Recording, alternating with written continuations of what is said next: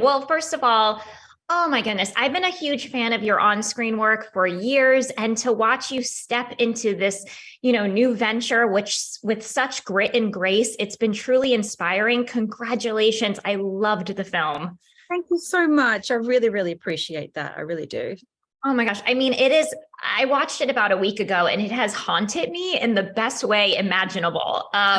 Truly, I can't stop thinking about it. And it's just, it was stunning.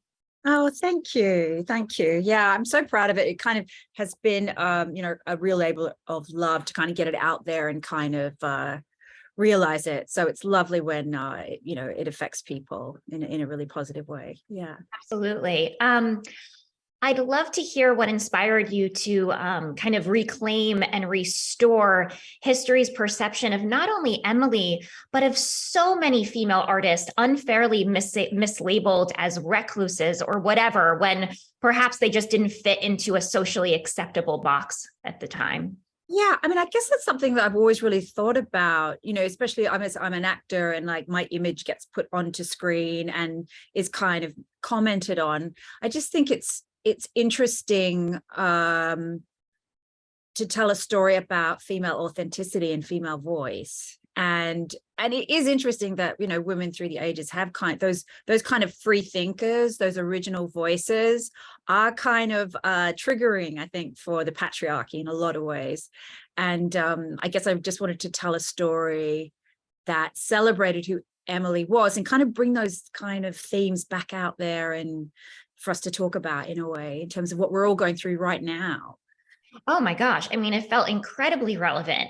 It was a huge reflective experience for me. I feel like I'm like in my mid 30s and I'm a modern day woman and I still question the validity of my thoughts sometimes because of societal norms and all of that. And it was incredibly impactful and reflective for me. Oh, that's good. That's really good. Yeah. In the film, Charlotte asks Emily, how she wrote Wuthering Heights, calling it an ugly book. Why was it important for you to explore kind of the beauty and humanity in ugliness, if that makes sense? Yeah. I mean, I guess I'm really into humanity in not its perfect form, but in all its kind of glory, the good bits, the bad bits. And I think it's important for us as women to kind of accept all those different aspects of ourselves, just the shiny bits, all the other bits. And I really feel I locate in Emily all those things. And I think what's interesting is that when Wuthering Heights came out, it was seen as an ugly book and people freaked out about it. And that's when they thought it was written by a guy, like somebody wrote why this author didn't commit suicide after writing the first 6 chapters is beyond us. This is a strange book. Like, she didn't get her first good review for this book till 50 years after she died because Victorian society couldn't handle it. So I just think that's how original this woman was.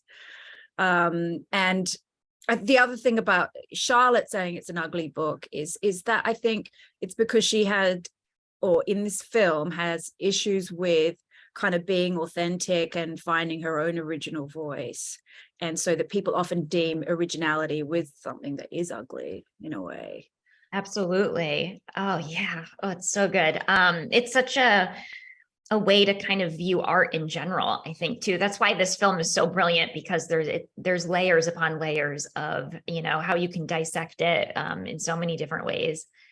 I want to talk about the intimacy between Emily and William, because it's such a huge part of the film and such an important part of the film. And I think too, you do a beautiful job at sort of tackling female shame, something that again is still as relevant today as it was then, since the beginning of time.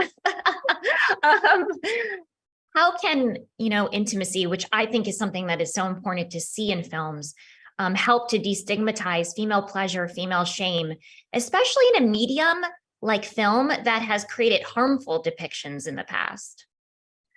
Yeah, I guess the narrative is really about a woman who decides, for whom living life is challenging, but she decides to kind of get out there and try different things and not to stay hidden.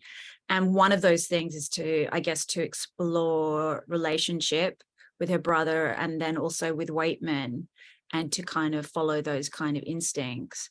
And also I thought it was important for Emily to fall in love with the patriarchy, and for the patriarchy to kind of like, in a way, reject her, like to see that her, to find those aspects within her kind of triggering, and for them to think that though, and then for them to kind of say to Emily, these aspects in you are ungodly, where it's just really like he's just talking about her talent, you know, that she's an amazing writer, and it's potent, it's got some real power behind it. And I think, you know, a lot of the time when you see a woman in power in politics or in, you know, celebrity, a lot of the time people, it is very triggering for a lot of people. So, but in the case of Emily, I thought it was important for her, in terms of finding her original voice, to kind of for that trajectory to happen in the film. And but like you say, in terms of shame too, with like for that one, for her, there's no shame attached to her exploring her sexuality or her herself in relationship.